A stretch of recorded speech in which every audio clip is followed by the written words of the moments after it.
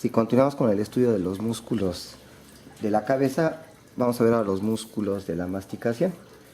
Estos músculos de la masticación se derivan del primer arco faríngeo, a contrario de los músculos de la expresión facial que decíamos que se originan del segundo arco faríngeo. Los músculos de la masticación tenemos fundamentalmente lo que serían los macetero, el temporal y los pterigoideos. Tenemos un pterigoideo medial y el pterigoideo lateral. Y que todos estos músculos van a actuar, ¿sí?, en la articulación temporomandibular para movilizar la mandíbula durante todos los movimientos que realizamos en la masticación.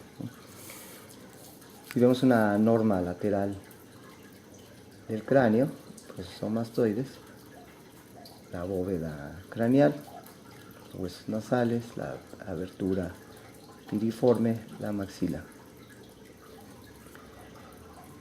Colocamos lo que sería la mandíbula, el cuerpo de la mandíbula, el ángulo y la rama de la mandíbula, y aquí tendríamos el arco cigomático con la órbita. El proceso, el cóndilo de la mandíbula y el proceso coronoideo o coronoides de la mandíbula, y aquí el arco cigomático, el conducto auditivo externo y arco cigomático formado por el proceso cigomático del temporal con el hueso cigomático. Entonces, si estudiamos primero el macetero, este macetero, en términos generales, tiene una parte que es superficial, que se va a originar aquí en lo que es el proceso, aquí del proceso cigomático, ¿sí?, de la maxila, en la porción anterior, aquí del proceso cigomático de la maxila, y parte del arco cigomático, son la porción superficial. Entonces el proceso, ese proceso malar, maxilar del cigomático, es decir, la porción del cigomático que se está articulando con la maxila, y de ahí las fibras musculares se van dirigiendo hacia abajo para insertarse en el ángulo de la mandíbula, su porción superficial, y la porción profunda se encuentra un poquito más posterior, insertándose aquí propiamente en el arco cigomático, tanto en su cara superficial como en su borde inferior, y de ahí se va dirigiendo también hacia abajo para insertarse en la cara superficial de la rama de la mandíbula, también ya cerca del góneo. Entonces, la porción superficial y la porción profunda del macetero.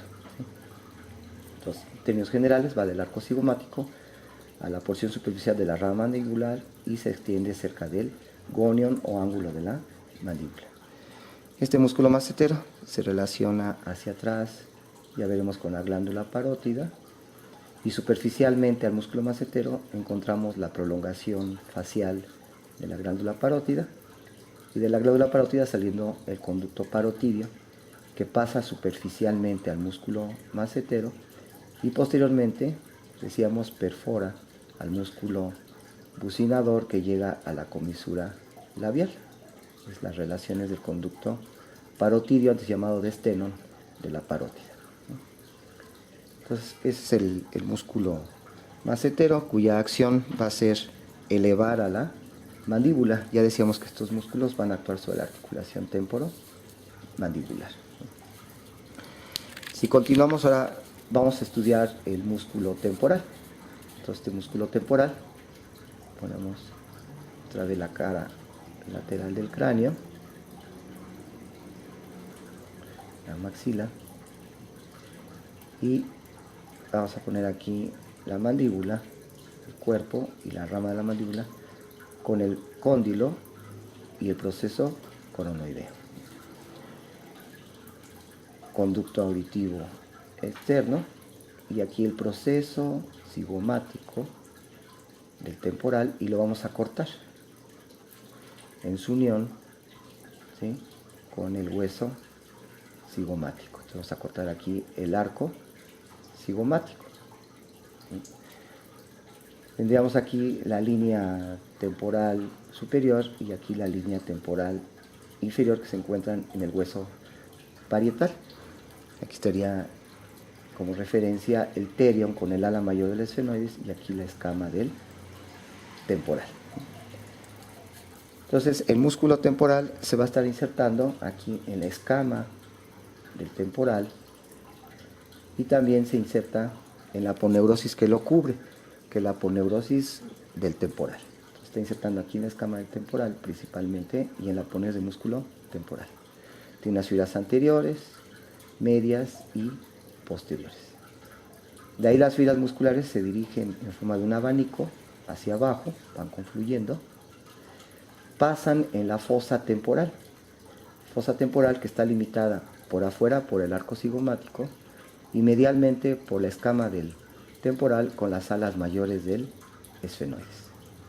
Después de pasar por la fosa temporal, las fibras musculares de este músculo temporal van a llegar al proceso coronoides, para insertarse sobre todo en los bordes de este proceso coronoides y en su superficie profunda del proceso coronoides.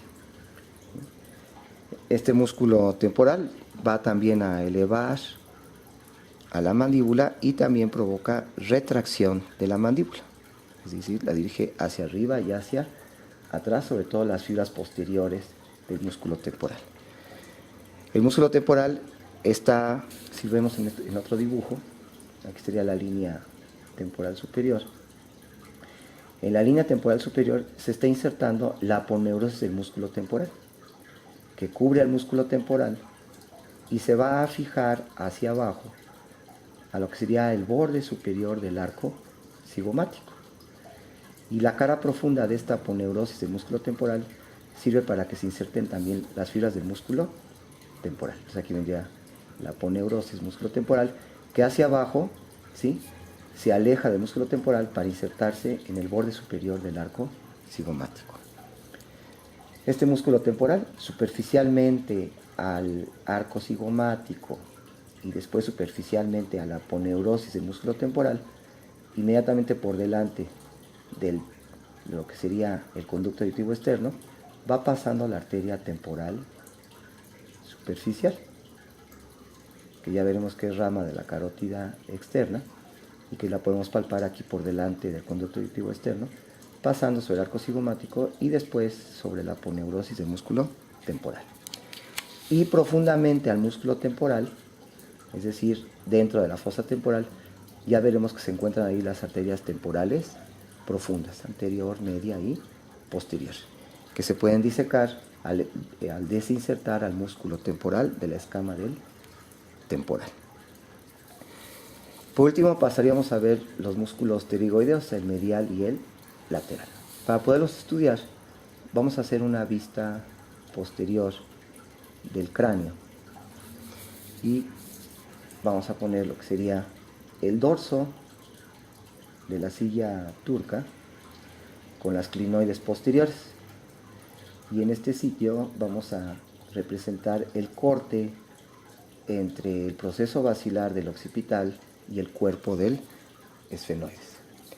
A los lados del cuerpo del esfenoides tenemos las alas mayores del esfenoides. Alas mayores del esfenoides que en su porción lateral forman parte del terion. Por abajo del cuerpo del esfenoides tendríamos los procesos pterigoides con sus dos láminas, una lámina medial y una lámina lateral, que se unen hacia adelante y hacia atrás limitan la fosa pterigoidea. Vamos a poner la lámina medial, la lámina lateral, uniéndose hacia adelante y limitando hacia atrás la fosa pterigoidea, decimos.